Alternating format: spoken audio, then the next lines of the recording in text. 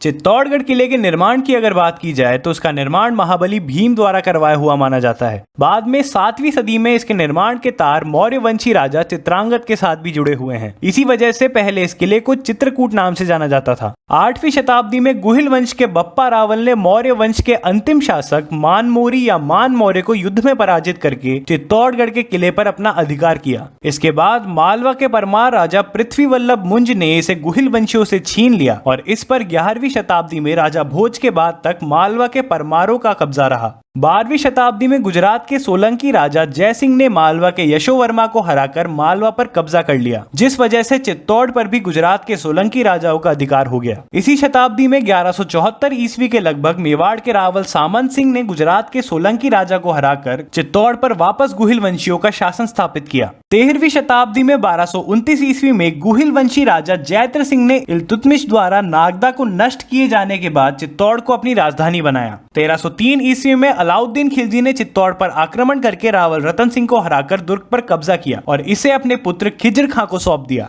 खिज्र खां इस गढ़ में कुछ सालों तक रुका और वापसी पर इसने चित्तौड़ का राजकाज जालोर के मालदेव सोनगरा को सौंप दिया। 1335 ईस्वी के लगभग नागदा के निकट सिसोदा गांव के गुहिल वंशी हमीर सिंह ने चित्तौड़ पर कब्जा किया और इसके बाद गुहिल वंशियों को सिसोदिया कहा जाने लगा। 1568 ईस्वी में अकबर के आक्रमण के बाद इस दुर्ग पर मुगलों का कब्जा हो गया।